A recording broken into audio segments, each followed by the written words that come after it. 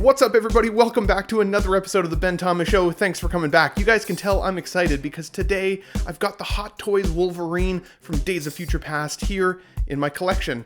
Now, I'm excited, but I've also got some thoughts and some takeaways on this figure that I kind of want to share with you guys. So stick around if you guys like the video, hit the like button, smash the subscribe if you're new to the Ben Thomas Show, and let's get into it. I give you Ben Thomas Showtime. Here we go.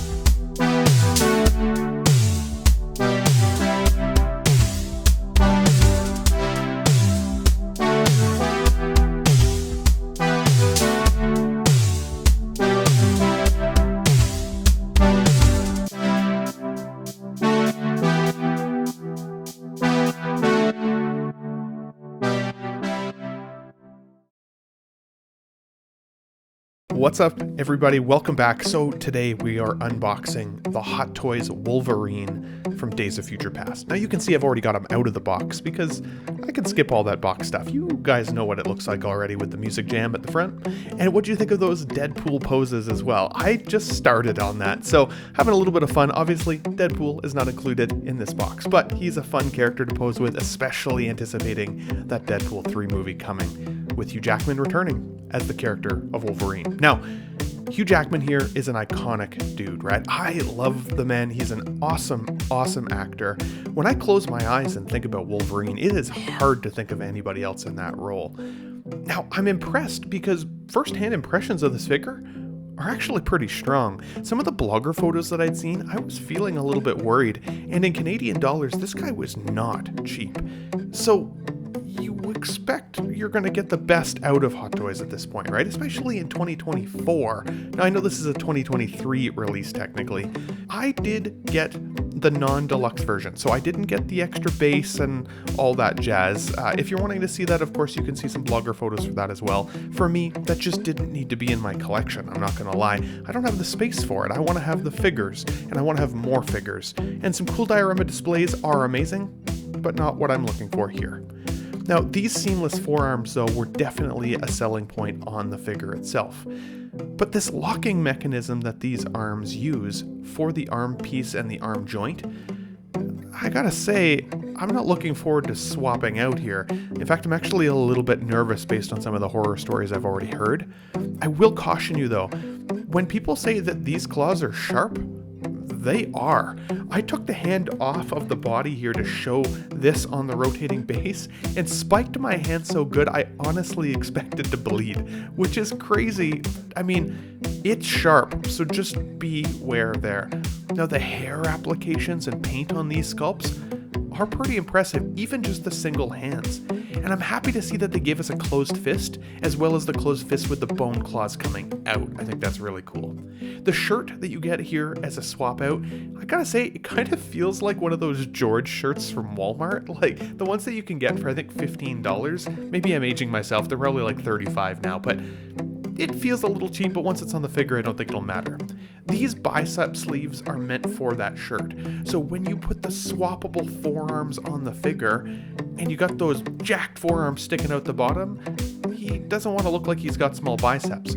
Now, when he's wearing the leather jacket, it hides that aspect of it a little bit, but with just the shirt on, you're going to need it, and I'll show that to you here in a little bit.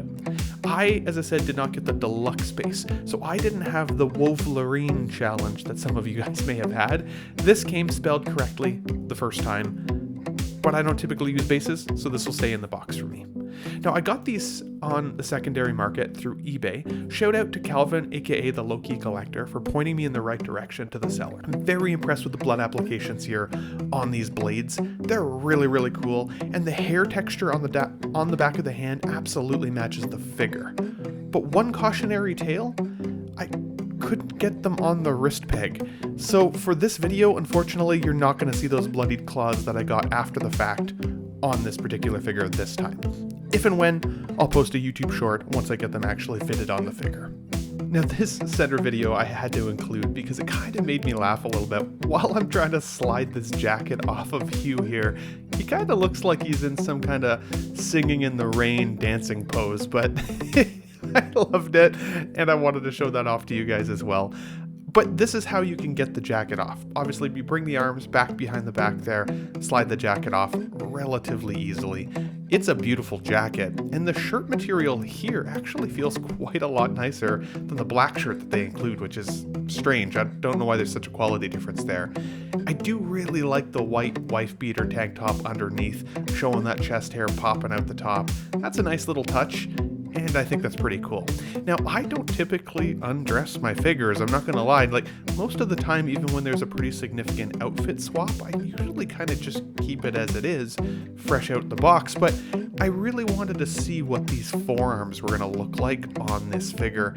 Because again, that's one of the big selling points, right? Seeing those huge, jacked forearms with those bone claws popping out. Now, the buttons here, you have to almost stick your fingernail between the button before you do any pulling on them, because you can totally feel like you're going to take them off the shirt if you pull too hard. Now the body underneath, I gotta say, it's old school looking and a little bit ugly. The joints are really ugly. You can't, in my opinion, display this figure the way that it comes from Hot Toys anyways, without the shirt on, and not break that immersion of reality. It very much looks like a toy. There's no paint applications on the arms or biceps at all. It's meant to be under a shirt. You can just see here even just how different the hand is to the shiny plastic of the forearm. It's crazy.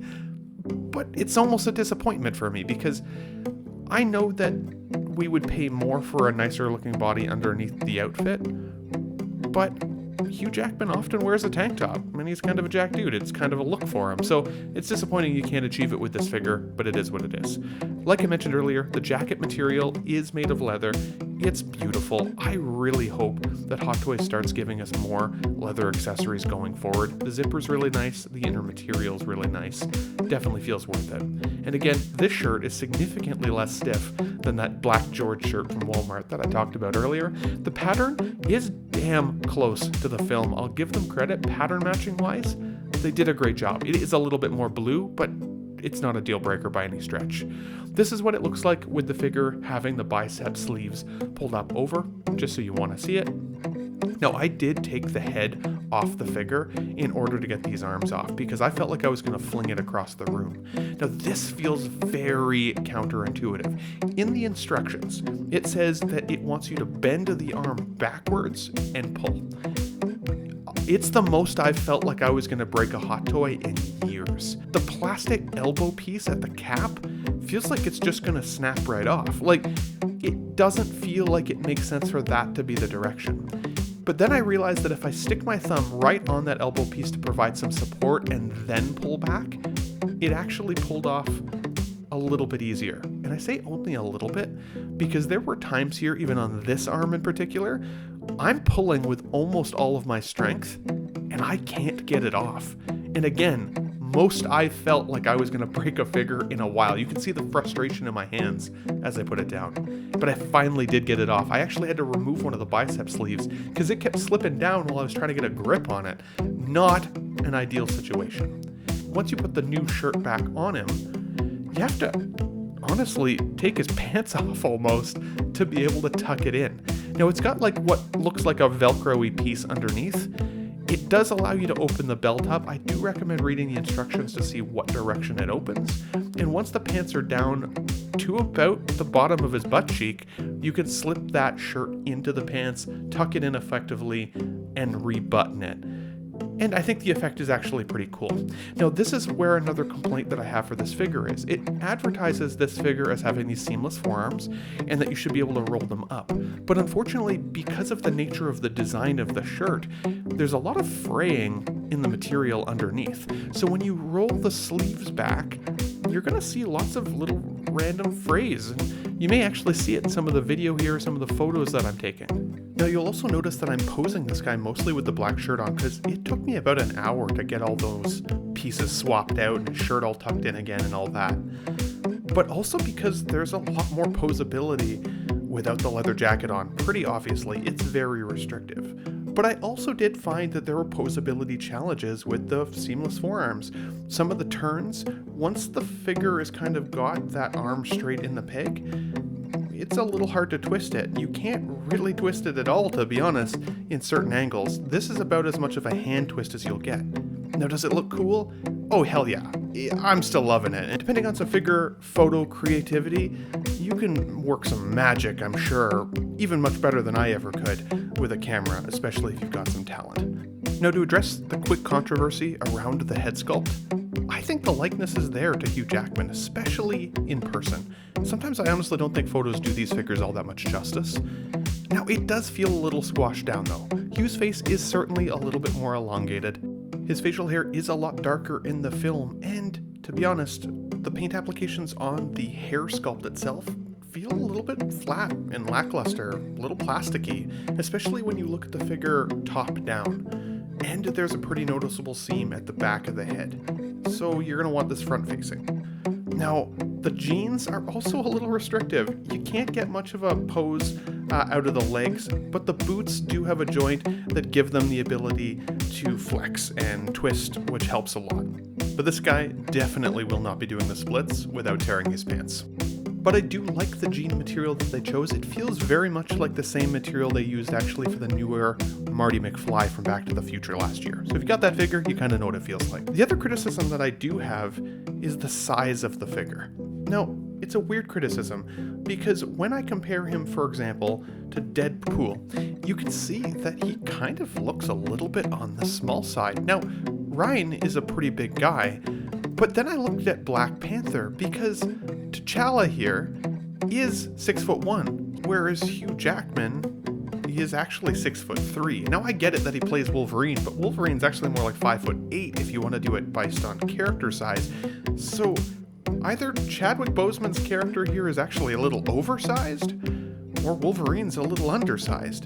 And it does make me wonder if they actually used the same body from the old Days of Future Past figure. I checked in with some other people who have that in their collection, and the height looks like it's pretty darn close. The problem I have with that is that it seems like Hot Toys are pretty consistently upscaling their figures. So at what point is Hugh here going to look a little bit on the puny side, similar to my Bane 1.0 that I now have, that won't soon fit with any of my Dark Knight lineup because of the size of those characters, including a Catwoman. Like, what do you do at that point? So this being a new figure, it was a little bit of a thorn in my side to see the size. He doesn't look as menacing as Hugh Jackman did in that role.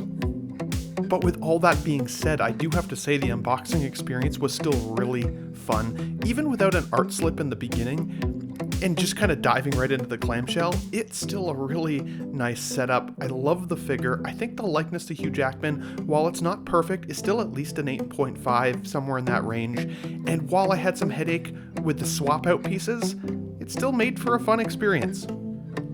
And having some fun with a character like Deadpool is just the tip of the iceberg for display opportunities that this guy's going to provide for me in the collection. I'm really happy to finally have a Hugh Jackman in my collection, and I think the figure is pretty solid. So I don't want to take anybody's excitement away. I know a lot of you are waiting on this. I did get mine from Sideshow, so hopefully yours are also shipping very soon, if not already notified for them. But I'd also love to hear from you guys in the comments down below. If you've got the figure already, were some of the pain points that I experienced something that you also experienced? Or was your experience a little bit different than mine? Are you more enamored or less enamored by the figure now that I've had a chance to dive into some of those little details? For the figures and vehicles and everything that really get the juices flowing, really get me excited, you can expect more of this content from me here at the Ben Thomas Show as well. So let me know if you guys liked the video, hit the like button, smash the subscribe if you're new to the Ben Thomas Show. Thank you to all the Tough Nut members that are joining the Ben Thomas Show. We definitely appreciate you here. And guys, we'll catch you on the next unboxing video. Thanks for watching, everybody. Wow, what a great audience. Be sure to subscribe to my channel if you haven't already, because subscribing makes you feel good. Where shall I go? What shall I do? Frankly, my dear, I don't give a damn. It's gone. It's all gone.